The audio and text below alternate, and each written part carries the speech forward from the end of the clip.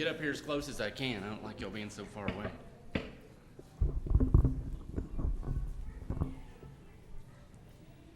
All right, well, tonight is the last night of our VBS, and we've got probably, of all of the passages that we've looked at, all of the examples that we've looked at in scriptures talking about fish, this is probably the shortest one. When I first agreed to help teach, I actually was just going to teach the high school class, and Scott asked me what night I wanted to teach, and I said, well, I'll do Wednesday. And he said, all right, well, you have the money and the fish. I was like, oh boy, how am I going to do this? And I was thinking, how am I going to stretch this story into 45, 50 minutes? Well, then Patrick asked me later to teach the same lesson in here. And so I was like, okay, I got to really study on this. And it's amazing when you study just this little passage, and that's what's so amazing about the Bible. You dig into it, and you can get all kinds of wealth out of just a small story like this. So we'll start in Matthew chapter 17 and verse 24. It says, when they came to Capernaum, the collectors of the 2 drachma tax went up to Peter and said, does your teacher not pay the tax? And he said, yes. And when he came into the house, Jesus spoke to him first, saying, what do you think, Simon? From whom do kings of the earth take toll or tax? From their sons or from others? And when he said, from others, Jesus said to him, then the sons are free. However, not to give offense to them, go to the sea and cast a hook, and take the first fish that comes up, and when you open its mouth, you will find a shekel. Take that and give it to them for me and for yourself. So this is the story we have here. This interaction here between these tax collectors and Peter, and then Peter and Jesus.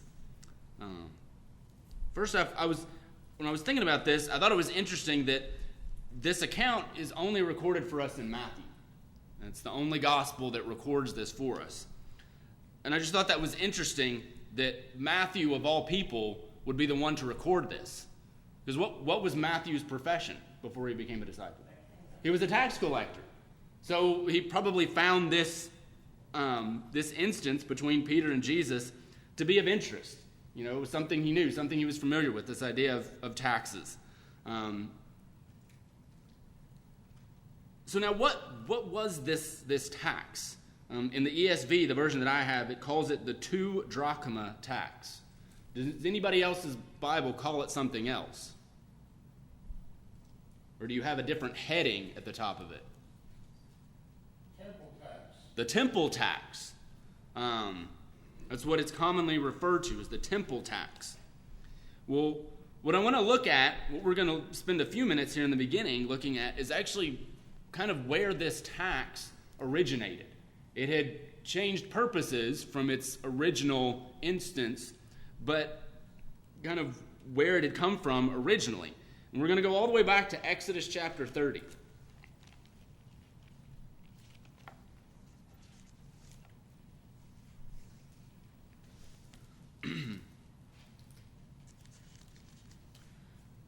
And starting in verse 11.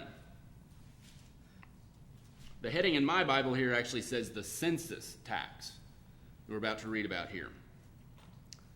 The Lord said to Moses, when you take the census of the people of Israel, then each shall give a ransom for his life to the Lord when you number them, that there be no plague among them when you number them.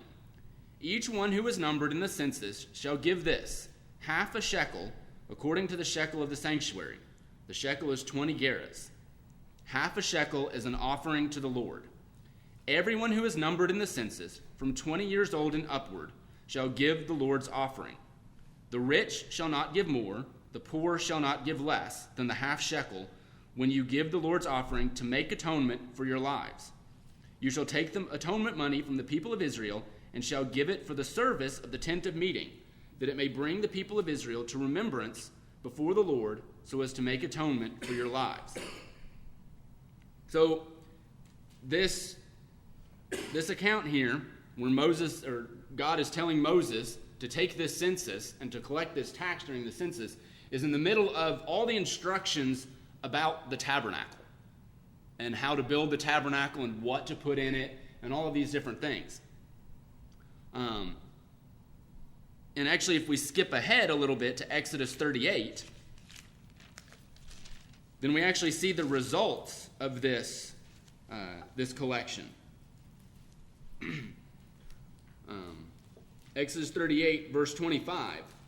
The silver from those of the congregation who were recorded was 100 talents and 1,775 shekels by the shekel of the sanctuary, a bekah a head, that is half a shekel by the shekel of the sanctuary, for everyone who was listed in the records from 20 years old and upward, for 603,550 men. So there was over 600,000 men over the age of 20 that were counted in this collection. And it goes on to say that this silver was actually used for creating the silver bases for the poles that held up the tabernacle. So it was used in the building of the tabernacle. Now, when we look at this a little bit more, what struck me at first, that the reason he gives Moses for collecting this tax while they're being counted, in verse 12 he says, that there be no plague among them when you number them. Now that strikes me as interesting. Why would there be a plague among the people while they're being numbered?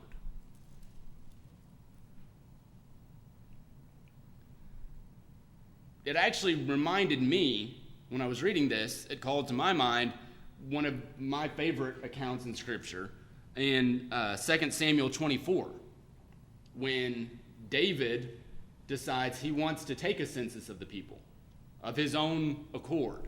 He's not commanded by God, as Moses is here. God is telling Moses to take a census. But David decides on his own that he's going to take this census of the people. His advisors, his military officials, Joab, they all tell him, don't do this. Don't sin against God. Because David wanted to know how great and mighty he had become. And after he did it, he realized his sin, and God gave him 3 choices of his punishment. And the punishment that he chose was a plague. Now, I think that there is some differences here between the census in 2 Samuel 24 and what Moses is doing here. But I think maybe some of the same thinking is there. This would have really been the first time since the children of Israel came out of Egypt, came out of bondage, that they would have numbered themselves and known how great and mighty they had become. What an amazing nation that they had become, that God had allowed them to become.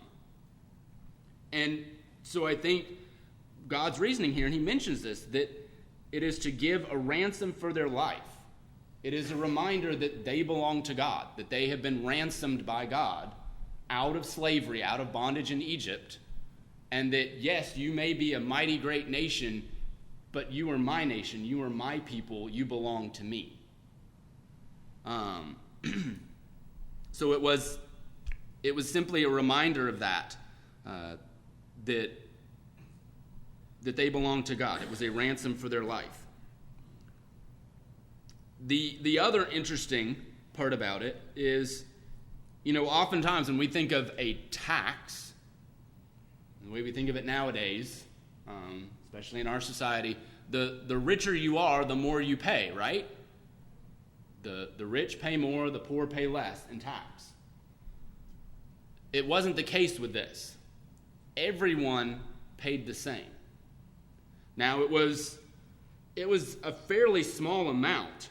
It mentions here in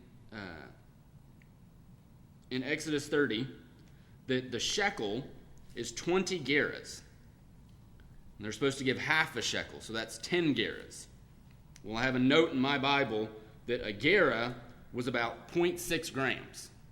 So we're talking about 6 grams of silver that they would give. That's not that much. You think about how much a gram weighs. That's not that much. So it wasn't to be a burden on anyone. This tax was not meant to be a burden in any way. But it was a reminder that they were supposed to give. And I think that's interesting. Again, they're giving a ransom for their life, that they belong to God. And it's a reminder that in God's eyes, we're all equal. We've all sinned. We're all sinners. And our debt to God is the same. No matter how powerful we are, how rich we are, how poor we are, our debt to God is the same. So as I mentioned, here in Exodus 30, this was a census tax. It was for the purpose of helping with the establishment of the tabernacle, for money that was given. As I said, the silver was melted down to create the bases for the poles for the tabernacle. Going back to Matthew now, as it was mentioned, this was more at this time referred to as the temple tax. They had taken this tax that was originally intended for the tabernacle and had, as time had gone on, the tabernacle had gone by the wayside, the temple was now established, and so this tax was used for the upkeep of the temple. It even potentially was used for helping provide for animal sacrifices, specifically the Day of Atonement, those sacrifices that were given. So it's similar to how we use 1 Corinthians 16 when Paul talks about the collection for the saints. That collection that he's speaking about there was specifically for collecting money to give to the saints in Jerusalem who were suffering through hard times. But the principle is the same, that God has ordained that it is acceptable for us to collect money and funds for his work, for providing for the church, providing for others, whatever the leadership of the congregation decides that funds needed to be used for the furthering of the gospel and God's kingdom. So they had just taken this tax that was originally established, and now we're using it for the temple. The interesting thing, though, now at this point was it was not a required tax. They didn't take a census of themselves every year. It was kind of an expectation that they would give. Part of the reason that it couldn't be a true tax that was required for everyone to give, was they were under Roman rule. And Rome wouldn't allow them to collect their own tax for their own purposes. You paid taxes to Caesar, paid taxes to Rome. So by making it a voluntary thing, they were able to still continue to collect it for use at the temple. So that kind of gives us the background here, the purpose of this tax, the reason that it even existed. Also, this point about the fact that it was not required brings forth the question, why the question was raised even, does your master pay the tax? It was a question of, does he pay it or not? Is he a good Jew that still participates in this and gives this tax? And so, of course, Peter's response, he doesn't even think about it. Peter's response is, yes, of course. Of course he pays the tax. Well, when we look at Jesus' response, it would seem to indicate that, no, he hasn't paid the tax. But we see why in his response. So then we get to Jesus' response to Peter. First off, is it really a response to Peter? What does it say here about when he talks to Peter? He spoke first. He didn't even wait for Peter to ask him a question about it. We don't even know if Peter was going to bring it up or not. He very well may have. We don't know. But Jesus spoke to him first and just presented him with this question about kings and their sons and taxes. And, of course, it makes sense to us. The answer was obvious to Peter. It's obvious to us. If you have a king in a true monarchy, you have a king, and he's going to collect taxes, is he going to expect his son to pay that tax? No, right? A king is not going to expect his son to pay him his tax. Everything that the father has as king belongs to that son. That son is part of his household. Essentially, the king would be giving the son the money that the son would just give back to the king. So it doesn't make sense. A king does not tax his own son. He taxes those that are within his kingdom, his subjects, the others that it mentions here. And so Jesus says, the sons then are free. And of course, the point he's trying to make is this tax was intended for God's service and to honor and glorify God. So as the Son of God, did he have to pay this tax? No. There was no reason for him to. This tax was for the purpose of glorifying his Father. And as we know, the Son and the Father are one. They are part of the Godhead. So it would have been like paying a tax to himself. And it's interesting as well, those of you that have been in our Sunday morning class, as we've been studying through the book of Matthew, this is right after we finished off this past Sunday morning in Matthew chapter 16. So this is just after what we've been talking about. As we were talking about Sunday morning, Jesus is getting his disciples to the point here of understanding that he is the Christ. He is the Son of God. Matthew chapter 16 is where Peter makes that good confession. You are the Christ, the Son of the living God. They understand this now. They're coming to grasp with this truly. The beginning of Matthew chapter 17 is the transfiguration. This great glorifying of Jesus in front of Peter, James, and John, that they see him in his heavenly glory and the voice of God. This is my beloved Son in whom I am well pleased. But it's also interesting at this point that he tells them not to tell anyone else that he is the Christ. So the disciples understand this now, and Peter would understand this, and he would understand why Jesus wouldn't have had to pay this tax. So maybe he's thinking, whoops, I messed up again. We always like to pick on Peter. Peter's always messing up, and he's thinking, well, boy, did I mess up. Did I stick my foot in my mouth? I just told the tax collectors that he pays the tax, not thinking, why would he need to pay the tax? But then Jesus gives Peter directions, gives Peter a command to go out and get the money that he needs to pay the tax. So why, after all this, after explaining to Peter why he didn't have to pay this tax, why would he go and pay the tax? To keep from offending them. We have the answer here in Scripture. It says, so that they are not offended. Because as we just said, Peter and the other disciples understood who Jesus was. But this was not commonly known or commonly accepted, even, among the other Jews, that he was truly the Son of God. They may have understood that he was a great teacher, a great prophet, a man who could do miracles, but to put him up to the level of the Son of God, that was not something that everyone was ready for yet. And as we mentioned, he had told them, Matthew chapter 16, verse 20, he strictly charged the disciples to tell no one that he was the Christ. And then Matthew chapter 17, after they were coming down from the Mount of Transfiguration, in verse 9, as they were coming down the mountain, Jesus commanded them, tell no one the vision until the Son of Man is raised from the dead.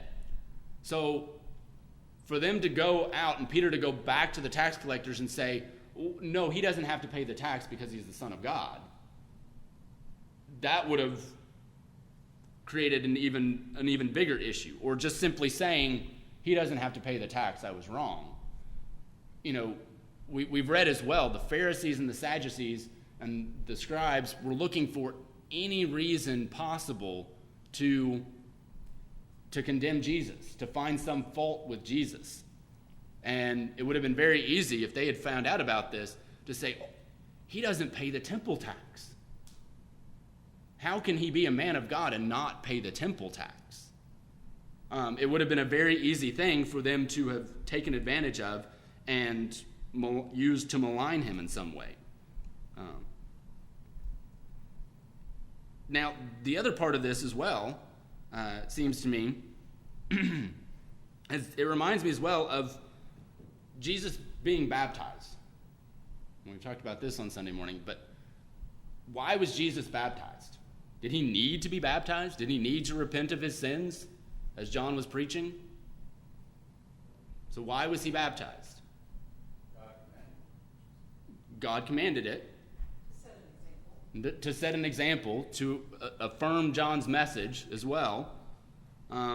So in this way as well, he is affirming that this tax that they have been doing, that the Jews have been collecting, was something acceptable. That it was okay to pay this tax. There wasn't some reason why it shouldn't be paid other than the fact that he was the Son of God and wouldn't have to.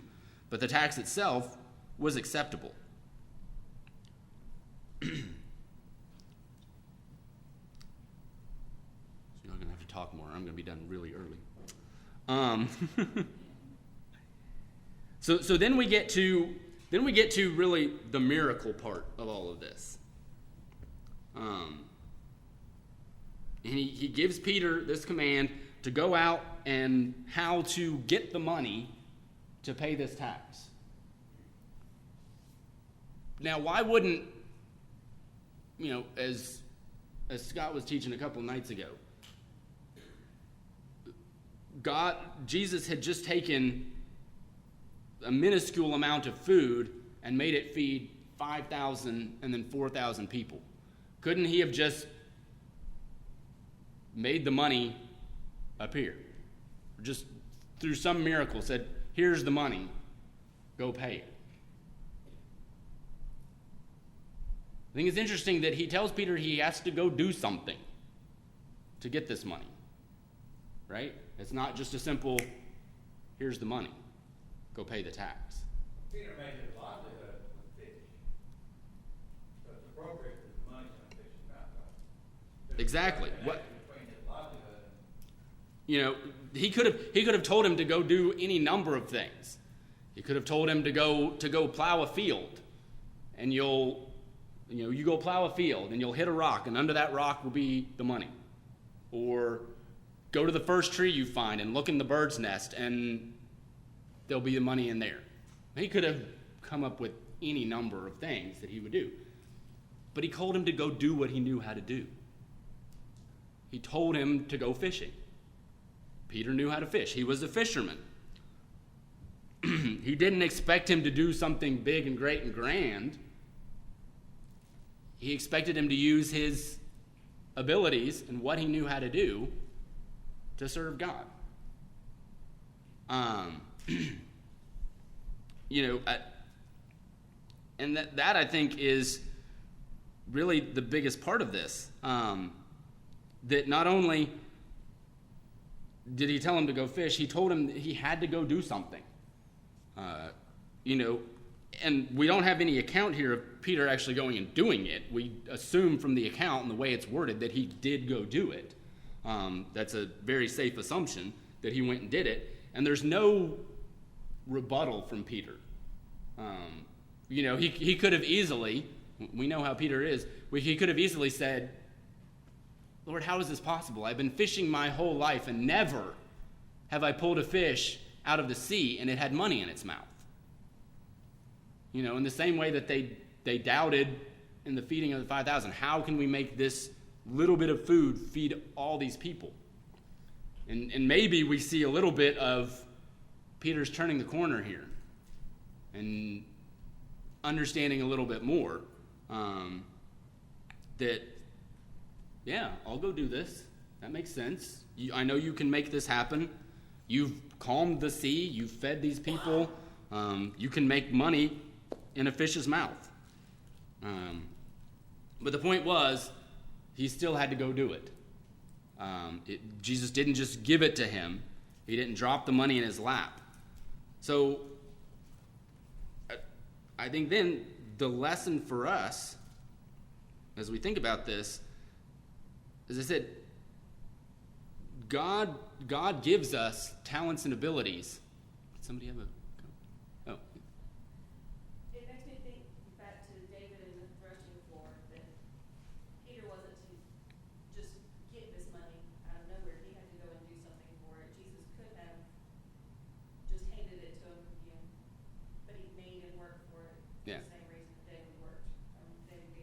That's a good point. And that part of that account is what makes that my favorite account. I didn't get to that account in 2 Samuel 24. That's the end of the account. After the plague, or after the plague has been started, David is praying to God, and God stops the plague. And he tells David, go and offer a sacrifice. And he goes to where the death angel, the angel that was bringing this plague about, he goes to where the angel had stopped, which was the threshing floor of Araunah, the Jebusite. And he goes there. And Araunah, when David explains to him why he was there and what he was going to do, Araunah offers him everything he needs to offer the sacrifice. Here's the oxen, here's the wood, here's everything you need to offer this sacrifice. And David's response is, no. I have to buy it from you. I will buy it from you for a price, because I will not offer to my God sacrifices that cost me nothing. And that's, the point here is not necessarily that Peter is sacrificing that much, but he is having to go do something. Jesus is not just giving it to him. He has to go do something. Just as us, we are given talents and abilities to offer in God's service. Turned to Judas and said, "Get your money back, give them enough for all of us." Yeah, I mean, Judas had the money bag and all those things. He could have very easily taken it from that to give those taxes. But again, I think really all of this was a lesson for Peter. It was, again, teaching Peter, teaching his disciples, and that we are given talents and abilities that God expects us to use for his glory. When we think about the parable of the talents, in that case, it is money that is given. The story itself is money that is given to these servants, but it represents the ability to do things, to do good works. That's what it represents. And of course, we know the man with the one talent was afraid that he would misuse it, that he would lose it, that he wouldn't have anything to show for it. So he went and hid it in the ground, didn't do anything with it. And what did the master call him when all was said and done? Wicked and lazy servant.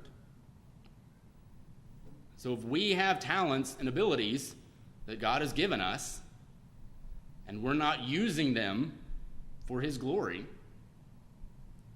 are we not wicked and lazy servants?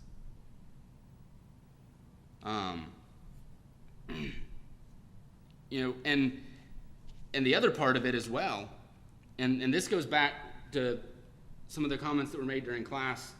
I wasn't in here for the adult class last night. I was teaching the teenagers. But the class on Tuesday night that Scott taught, talking about we have to be willing to accept that if we're doing what God wants us to do, doing the things that he wants done, he's going to provide a way for it to get done.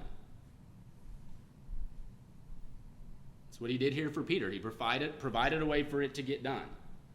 Peter still had to go and do the work. God's not going to drop a bag of money in our laps to take care of all of the financial woes that we may have. But he expects us,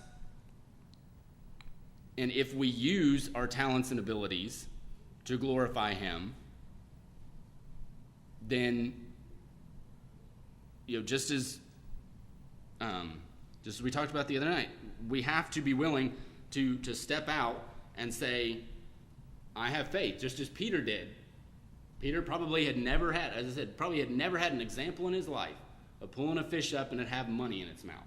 But he had faith and what Jesus said, to go out and do it. So we have to have that faith to go out and do God's work, even when we may feel like we don't have the means to do it, we don't have the ability to do it, we don't have the funds to do it, whatever. Yeah. That knowledge and that faith and that understanding to go and do those things. So like I said, y'all didn't talk very much, and I'm done. So. Wouldn't that coincide with the book of James, work with faith without works is dead? Yeah, faith without works is dead. That our faith needs to be a faith that produces works. It's not that our works are earning us salvation in any way, but it's that the faith that we have that has brought us to salvation that produces works. If we aren't producing works, good works for God, then what kind of faith do we have? It's dead, right? That's what James said. Faith without works is dead. It's not a true faith. It's not an active faith. It may be a mental acknowledgement that, yeah, I think there's a God, but true faith produces action in the hearts of believers. Any other comments?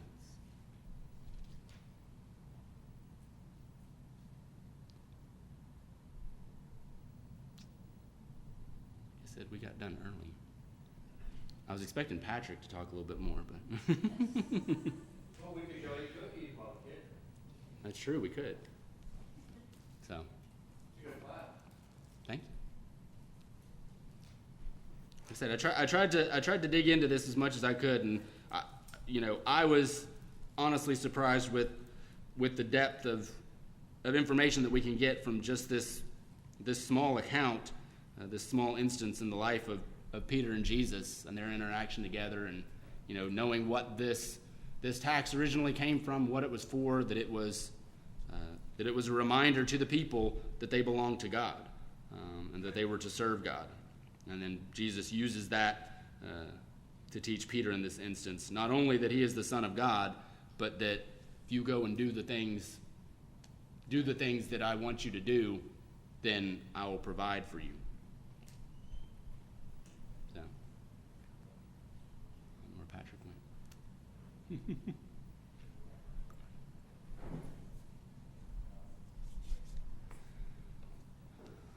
All right.